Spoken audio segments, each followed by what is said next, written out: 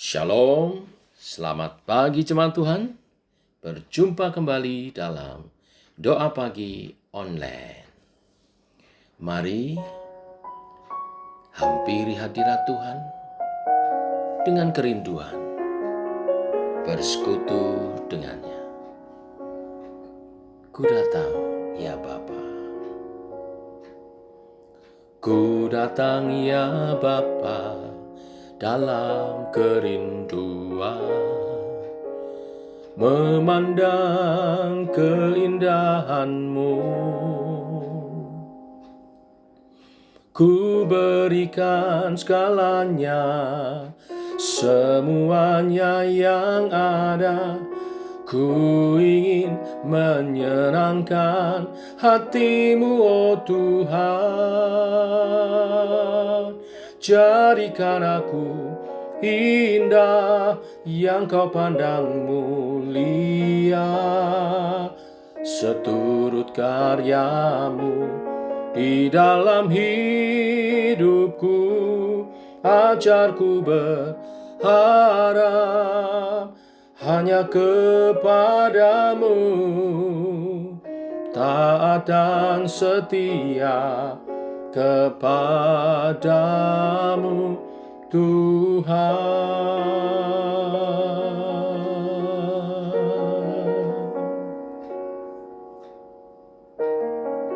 Oh, ku rindu, ku datang ya Bapa dalam kerinduan, memandang keindahan-Mu.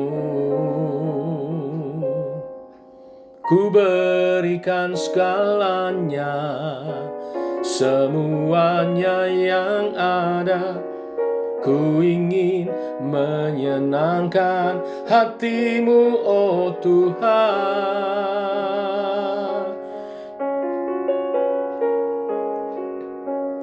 Jadikan aku indah yang Kau pandang mulia, seturut karya-Mu di dalam hidupku.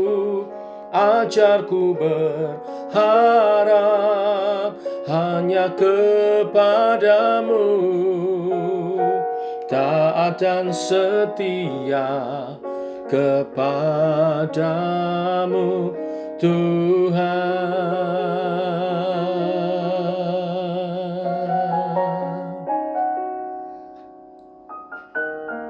Oh, ku rindu bersekutu denganmu. Jadikan aku indah yang Kau pandang mulia, seturut karya-Mu di dalam hidupku. Ajarku berharap hanya kepadamu, taat dan setia kepadamu Tuhan. Taat dan setia kepadamu Tuhan. Taat dan setia kepadamu Tuhan.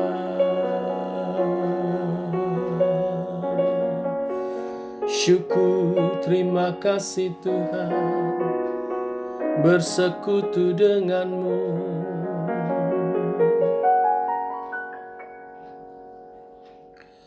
Ini kerinduan kami yang Bapa, selalu dekat denganmu. Oleh pimpinan Roh Kudus-Mu, pimpin kami selalu ada dalam hadirat-Mu.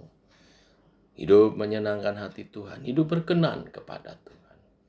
Teguhkan oleh kebenaran firman yang sebentar kami renungkan. Dalam nama Tuhan Yesus kami berdoa. Amin. Bapak Ibu, kita lanjutkan renungan firman pagi hari ini. Lukas pasal 10 ayat 25 sampai ke 37. Judul perikop, orang Samaria yang murah hati. Demikian firman Tuhan. Pada suatu kali berdirilah seorang ahli Taurat untuk mencoba Yesus, katanya, "Guru, apa yang harus kuperbuat untuk memperoleh hidup yang kekal?" Jawab Yesus kepadanya, "Apa yang tertulis dalam hukum Taurat? Apa yang kau baca di sana?" Jawab orang itu, "Kasihilah Tuhan Allahmu dengan segenap hatimu, dan dengan segenap jiwamu, dan dengan segenap kekuatanmu, dan dengan segenap akal budimu, dan kasihilah sesamamu manusia seperti dirimu sendiri." Kata Yesus kepadanya, "Jawabmu itu benar, perbuatlah demikian, maka engkau akan hidup." Tetapi untuk membenarkan dirinya, orang itu berkata kepada Yesus, "Dan siapakah sesamaku manusia?" Jawab Yesus, "Adalah seorang yang turun dari Yerusalem ke Yeriko. Ia jatuh ke tangan penyamun-penyamun yang bukan saja merampoknya habis-habisan, tetapi yang juga memukulnya, dan yang sesudah itu pergi meninggalkannya setengah mati. Kebetulan ada seorang imam turun melalui jalan itu. Ia melihat orang itu, tetapi ia melewatinya dari seberang jalan. Demikian juga seorang Lewi datang ke tempat itu. Ketika ia melihat orang itu, ia melewatinya dari seberang jalan. Lalu datang seorang Samaria yang sedang dalam perjalanan ke tempat itu. Dan ketika ia melihat orang itu, tergeraklah hatinya oleh belas kasihan. Ia pergi kepadanya, lalu membalut luka-lukanya. Sesudah ia menyiraminya dengan minyak dan anggur. Kemudian ia menaikkan orang itu ke atas keledai tunggangannya sendiri, lalu membawanya ke tempat penginapan dan merawatnya. Keesokan harinya ia menyerahkan 2 dinar kepada pemilik penginapan itu. Katanya, "Rawatlah dia, dan jika kau belanjakan lebih dari itu, aku akan menggantinya waktu aku kembali." Siapakah di antara ketiga orang ini, menurut pendapatmu, adalah sesama manusia dari orang yang jatuh ke tangan penyamun itu? Jawab orang itu, "Orang yang telah menunjukkan belas kasihan kepadanya." Kata Yesus kepadanya, "Pergilah dan perbuatlah demikian." Bapak Ibu, perikop ini sangat indah dan syarat akan pengajaran Tuhan Yesus. Saya akan membaginya menjadi 2. Hari ini akan menyoroti ahli Taurat yang bertanya kepada Yesus, dan besok baru kita akan menyoroti perumpamaan yang disampaikan Yesus tentang orang Samaria yang baik hati. Hari ini menyoroti ahli Taurat yang bertanya untuk mencoba Yesus. Dari kisah ini kita bisa mengambil beberapa hal. Yang pertama, orang yang pandai berbicara tentang kebenaran tidak menjadi seorang yang memiliki hati yang benar. Menarik untuk diperhatikan bahwa kisah ini ternyata merupakan sebuah perumpamaan yang diceritakan Yesus sebagai jawaban atas pertanyaan yang tidak tulus dari seorang ahli Taurat. Kita tahu seorang ahli Taurat boleh dikatakan kalau zaman sekarang ini pakar kitab suci. Tetapi sengaja hendak mencoba Yesus. Ia tidak benar-benar ingin tahu tentang kebenaran. Ia hanya ingin menguji Yesus di depan banyak orang. Ia mencari-cari kesalahan daripada Yesus. Hari ini kita pun bisa berdiskusi tentang kebenaran dengan motivasi yang keliru. Kita bisa berbicara tentang firman Tuhan, tetapi kita tidak sungguh-sungguh menginginkan kebenarannya. Hanya ingin memuaskan hasrat intelektual kita, atau menjebak lawan bicara kita sampai mereka nggak bisa menjawab atau mempermalukan mereka di depan umum. Ini peringatan bagi setiap kita yang belajar banyak tentang firman Tuhan, tetapi tidak menyerahkan hati kita untuk firman itu mengubah hidup kita. Seorang murid Kristus harus terus belajar kebenaran firman. Tapi bukan hanya belajar karena satu kewajiban atau ingin mengerti saja, tetapi belajar. Karena iman percaya, firman-Nya berkuasa mengubah kehidupan kita. Membutuhkan sikap kerendahan hati, membuka hati untuk firman itu berkarya dan mengubah kehidupan kita. Firman itu pedang bermata dua, yang kita bisa gunakan untuk berperang secara rohani melawan kuasa gelap, tetapi juga mengoreksi diri kita, mengoperasi diri kita, membersihkan diri kita. Tapi awas, jangan pergunakan untuk berperang melawan saudara seiman dan menjatuhkan mereka. Firman Tuhan harus terlebih dahulu membersihkan dan memperbaiki hidup kita. Ini yang pertama. Yang kedua, menyoroti tentang ahli Taurat yang bertanya kepada Yesus. Bahwa melalui perikop ini kita bisa mengambil kesimpulan bahwa seorang yang aktif melayani, belum tentu dia seorang yang hidup mentaati kebenaran firman. Saya yakin untuk menjadi seorang ahli Taurat, dia harus aktif dalam kegiatan-kegiatan agama, dalam melayani Tuhan di bait-Nya.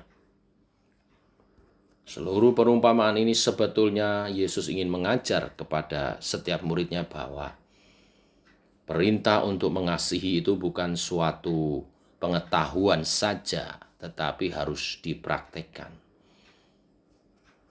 Harus ditaati, dinyatakan dalam kehidupan kita sehari-hari. Sebetulnya juga perumpamaan di mana ada seorang imam dan seorang Lewi yang tidak menolong orang yang sedang dirampok itu juga adalah sebuah sindiran bagi ahli Taurat yang bertanya kepadanya. Karena imam maupun orang Lewi adalah mewakili pelayan-pelayan sama seperti seorang ahli Taurat. Bagus menjadi aktif dalam kegiatan-kegiatan gereja, tetapi Tuhan lebih senang kita menjadi pelaku-pelaku akan firman-Nya. Selanjutnya yang ketiga, menyoroti tentang ahli Taurat yang bertanya kepada Yesus ini.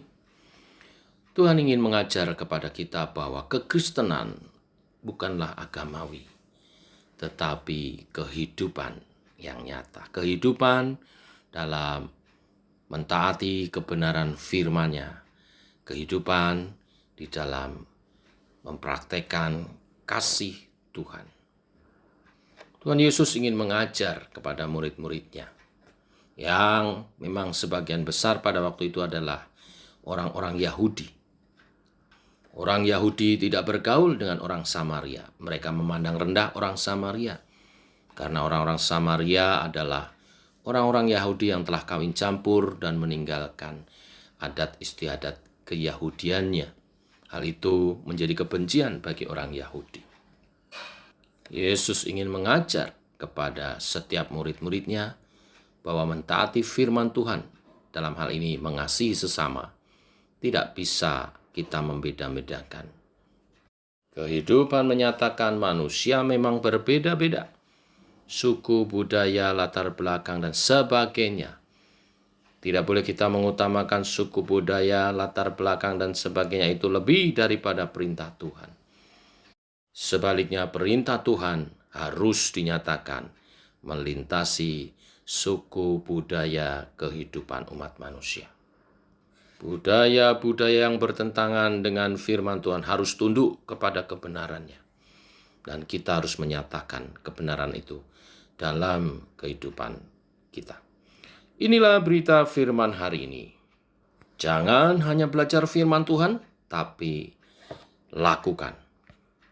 Jangan hanya aktif kegiatan gereja, tapi jadilah pelaku-pelaku firman Tuhan. Kekristenan bukan agamawi, tetapi kehidupan yang nyata.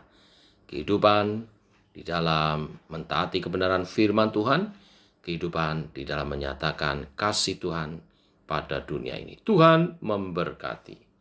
Mari kita berdoa. Bapa, kami mengucap syukur buat hari yang baru, hari yang Kau berkati. dan berkat-Mu limpah cukup bagi kami semua.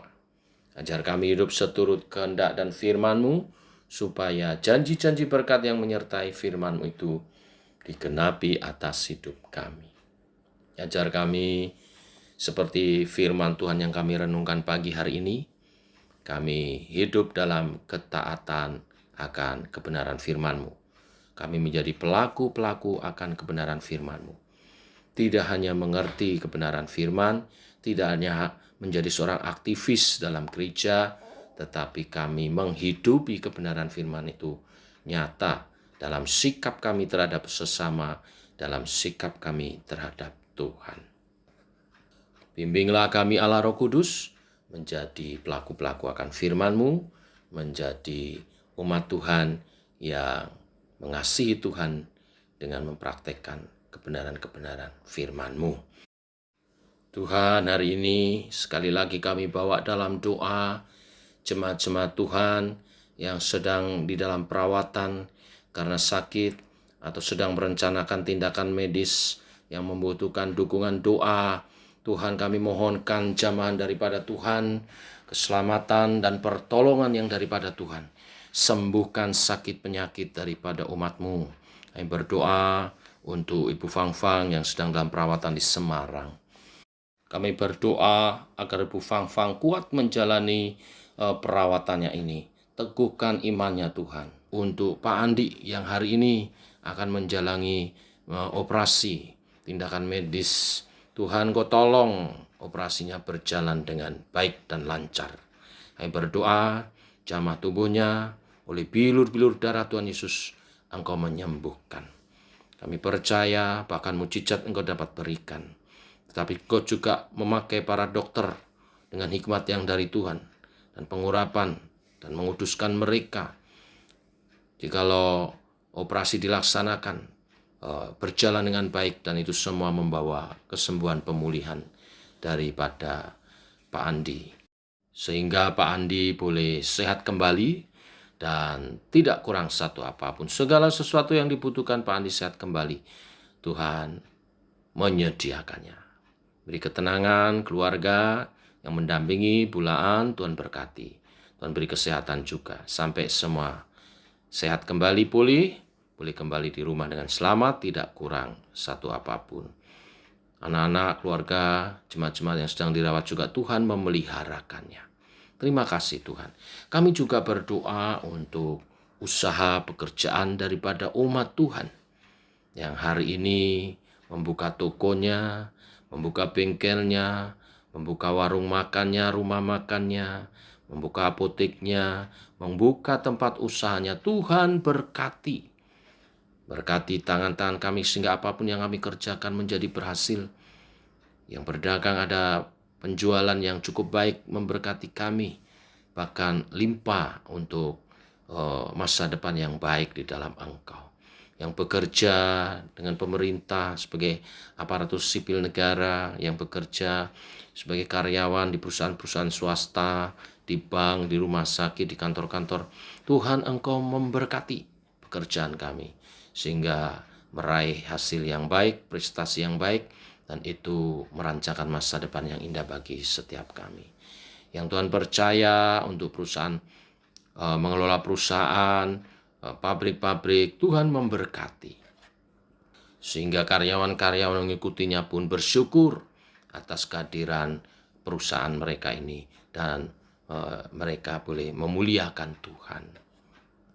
Yang bertani, yang beternak, Tuhan berkati. Yang berdagang secara online maupun juga langsung di pasar, di warung-warung, Tuhan memberkati.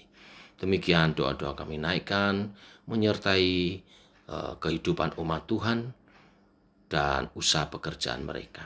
Atas segala berkat yang Kau limpahkan, umat-Mu bersyukur dengan persembahan yang terbaik yang disampaikan dengan rasa syukur atas pertolongan, dan Engkau sebagai sumber segala berkat kami. Terpuji nama-Mu Tuhan, dalam nama Yesus kami berdoa. Amin. Demikian jemaat Tuhan, doa pagi kita. Selamat pagi. Selamat berjalan bersama dengan Tuhan. Shalom, tetap semangat.